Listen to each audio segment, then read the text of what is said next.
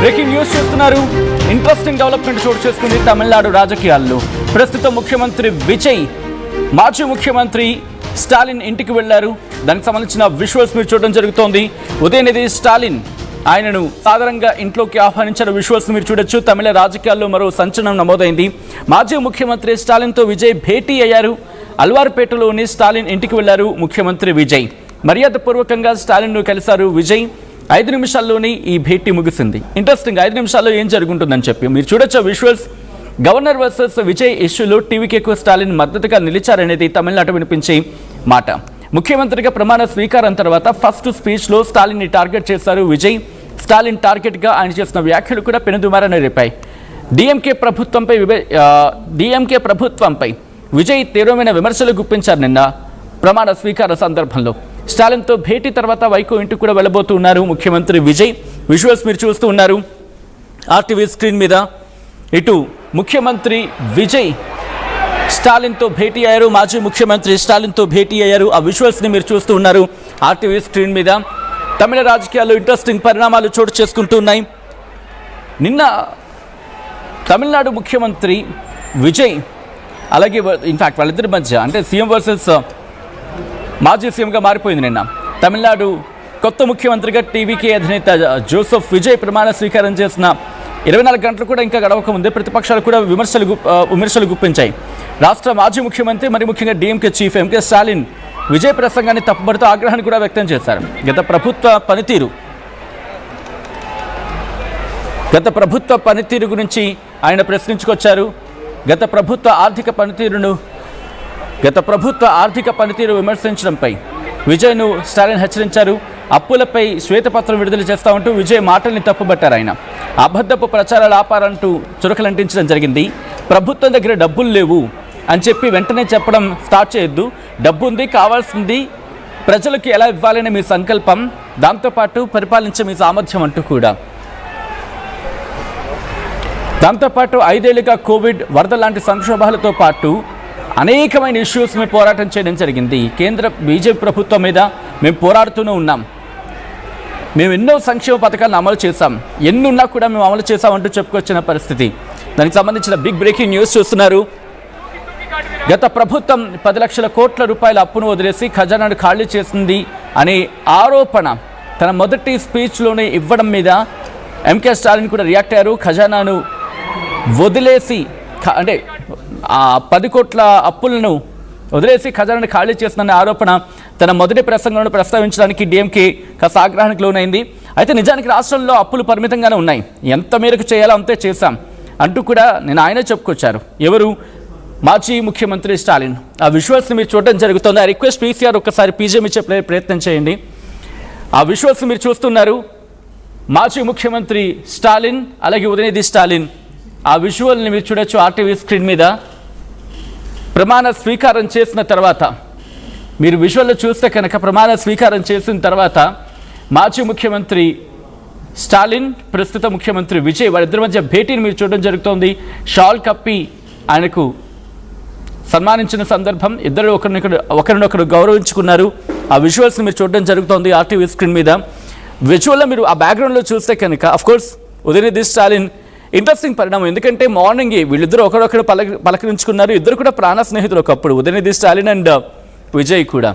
అటువంటిది ఇప్పుడు ఈరోజు ప్రభుత్వంలో విజయ్ ముఖ్యమంత్రిగా ఉన్నారు, ప్రతిపక్ష నేతగా ఉదయనిధి స్టాలిన్ ఉన్నారు.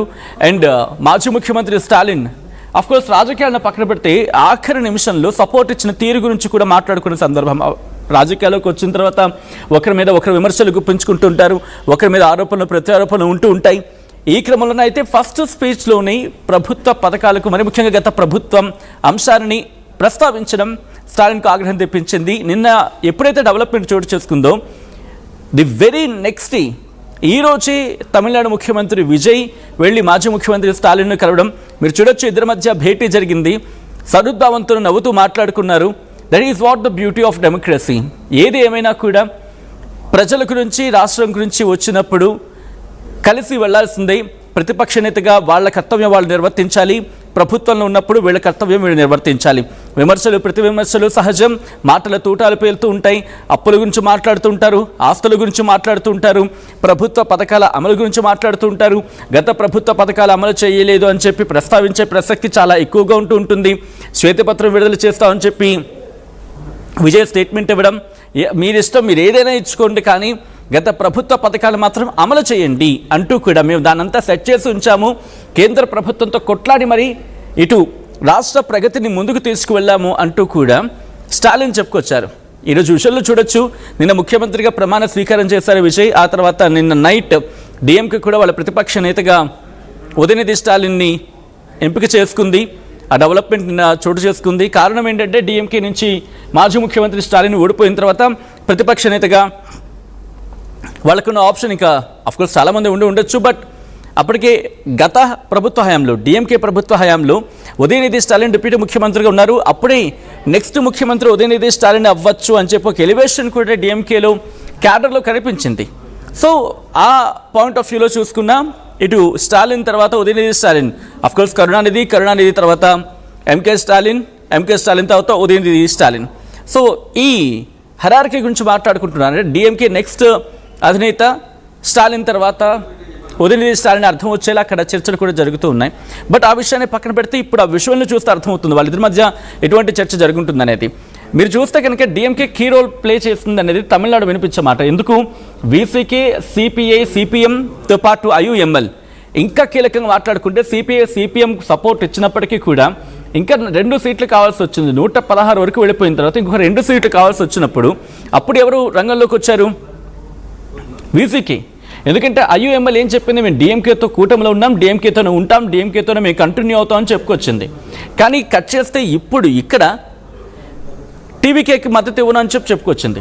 అండ్ వీసీకి మంతనాలు జరుపుతూ వచ్చింది. మంతనాలు జరిపిన సందర్భాన్ని చూసాం.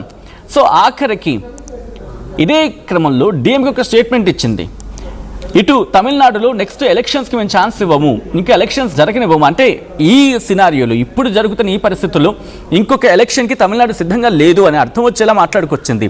ఒక సెక్యులర్ గవర్నమెంట్ని ఫామ్ చేసేందుకు మేము సపోర్ట్ ఇస్తాం, 6 నెలల టైం మేము వాళ్ళకి ఇస్తాము అంటూ వాళ్ళు చెప్పుకొచ్చారు. 6 నెలల టైం ఇస్తామని చెప్పి డిఎంకే టీవీకే ప్రభుత్వానికి అది వార్నింగ్ అంటారా లేకపోతే kind of what ever it maybe, మీరు ఏమనుకున్నా కూడా ఒక కైండ్ ఆఫ్ ఒక డెడ్ లైన్ లాంటిది విధించింది. అంటే మేము మీకు 6 నెలలు టైం ఇస్తాం, ఈ 6 నెలలు కూడా మేము మిమ్మల్ని ఏమనం, మీరు ఏం చేస్తారు, ప్రజల కోసం మీరు ఏం ఎలా నిలబడతారు, ఎలా ప్రభుత్వాన్ని తీసుకెళ్తారో చూస్తామని చెప్పుకొచ్చింది.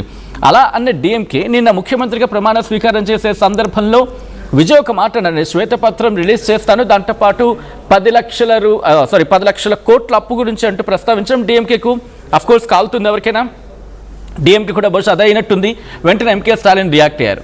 అండ్ రియాక్ట్ అయిన తర్వాత ఆయన కూడా మీరు తప్పించుకు తిరిగే ప్రయత్నం చేయకండి, మీరు డబ్బులు లేవించే పనకండి, మేము కూడా ఎంత కష్టపడి ఎటువంటి సిచ్యువేషన్స్ ఉన్నా, అది కరోనా కావచ్చు లేకపోతే కేంద్ర ప్రభుత్వం నుంచి సహాయ సహకారాలు అందకపోయినప్పటికీ కూడా మేము ఏ స్థాయిలో ఏ లెవెల్లో అన్నిటినీ మేము సర్దుబాటు చేసుకుని ప్రజలకు సంక్షేమ పథకాలను అందించామో, అభివృద్ధిని ముందుకు తీసుకువెళ్ళాము, ఇప్పుడు మీకు కూడా తెలుస్తుంది, మీరు కూడా రుచిస్తారు వాటిని అని అర్థం వచ్చేలా గతంలో చెప్పుకొచ్చారు, నేను కూడా అదే మాట చెప్పుకొచ్చారు. సో ఈ సిచ్యువేషన్ జరిగిన తర్వాత ఇక ఈరోజు మార్నింగ్ మీరు చూస్తుంటే కనుక డిఎండికే నుంచి ప్రేమలత విజయకాంత్ గెలుపొందినప్పటికీ కూడా సపోర్ట్ విషయంలో బిగ్గెస్ట్ క్వశ్చన్ మార్క్ ఇంకా ఎక్కడ వచ్చినట్టు కనిపించలేదు. అక్కడ ఈరోజు జరిగిన శాసనసభ సమావేశాలు ప్రమాణ స్వీకారం జరుగుతుంది కదా ఈరోజు ఎమ్మెల్యేలది. సో ఆ క్రమంలో సరుద్బాన్తో మాట్లాడుకున్నారు. ఉదయనిధి స్టాలిన్ వచ్చినప్పుడు కూడా విజయ్ చిరునవ్వుతో పలకరించారు. అండ్ విజయ్ ప్రమాణ స్వీకారం చేసినప్పుడు కూడా ఉదయనిధి స్టాలిన్ శాసనసభలో చిరునవ్వుతూ ఆయన కంటిన్యూ చేసిన సందర్భం ఉంది. సో హెల్దీ ఎన్విరాన్మెంట్ అయితే ఇప్పుడు స్టార్ట్ అయింది అనుకుందాం. అండ్ ఈ పిక్చర్ చూస్తూ ఉంటే అటువంటిది. అండ్ నేను మిమ్మల్ని అడిగే ప్రయత్నం చేస్తున్నాను, అండ్ మీరు చెప్పే ప్రయత్నం చేయండి, ఇది దేనికి సంకేతం? ఇది ఏమైనా పొలిటికల్గా ఏమైనా మారే అవకాశం ఉందా? ఎందుకంటే Congress, DMK, IUML, VCK, CPI, CPM వీళ్ళందరూ కూడా ఒక కూటమిలో ఉన్నారు కాబట్టి వీళ్ళందరూ మళ్ళీ కూటమి కట్టే అవకాశం ఉందా? ఈరోజు టీవీకేకి బయట నుంచి మద్దతు ఇస్తామని చెప్పి సిపిఐ, సిపిఎం చెప్తూ ఉన్నాయి, వీసీకే చెప్తూ ఉంది, ఐయుఎంఎల్ చెప్తూ ఉంది, అండ్ కాంగ్రెస్ అయితే ప్రభుత్వంలోనే ఉంది. అండ్ వీళ్ళందరూ కూడా గతంలో డిఎంకేతో ఉన్నవాళ్ళే. అటువంటిది డిఎంకే చాకచక్యంగా లేకపోతే ఒక పొలిటికల్ మూవ్లో భాగంగా ఇటు పంపించింది అనుకోవాలా? ఒకవేళ ఇదే కంటిన్యూ అయితే డిఎంకే ఇటు టీవీకేతో జతకట్టే అవకాశం ఉందా? అలా అంటే అది మళ్ళీ ఇటు టీవీకేకి ఇబ్బంది పెట్టే అవకాశం ఉందా? ఇప్పుడు చూస్తే పొలిటికల్ సినారియోలో ఇవేవి కలవు, దట్స్ ఫర్ డామ్ ష్యూర్. అది అలా అనుకున్నా కూడా ఎగ్జాగరేషన్ అవుతుంది. నాకు అర్థమవుతుంది మీరేమనుకుంటున్నారు, ఎగ్జాగరేట్ చేస్తున్నారని చెప్పి. ఎగ్జాగరేషన్ అని కాదు, కానీ రాజకీయాల్లో ఏదైనా సహజమే. ఏమో గుర్రం ఎగరావచ్చు అనేది అది మాట అవ్వచ్చు, కానీ రాజకీయాల్లో ఏనుగు ఎగరావచ్చు, గుర్రం ఈత కూడా కొట్టచ్చు. కాబట్టి ఏదైనా జరగచ్చు. అండ్ ప్రస్తుతం ఇటువంటి పరిస్థితులే తమిళనాడులో కూడా మనం చూసాం. ఆఖరి నిమిషంలో ఎటువంటి ఏ పరిస్థితులు నెలకొన్నాయో. ఏఐడిఎంకే ప్రభుత్వాన్ని ఫామ్ చేస్తాయనే చర్చ వచ్చింది. ఏఐడిఎంకే నేత పళనిస్వామి ఇటు టీవీకేలో జాయిన్ అవ్వచ్చని చెప్పి వార్తలు చక్కర్లు కొట్టాయి. ఆఖరి నిమిషంలో వీళ్ళని తప్పించడానికి టీవీకే ప్రభుత్వం ఏర్పాటు అవ్వకుండా ఏఐడిఎంకే కలిసి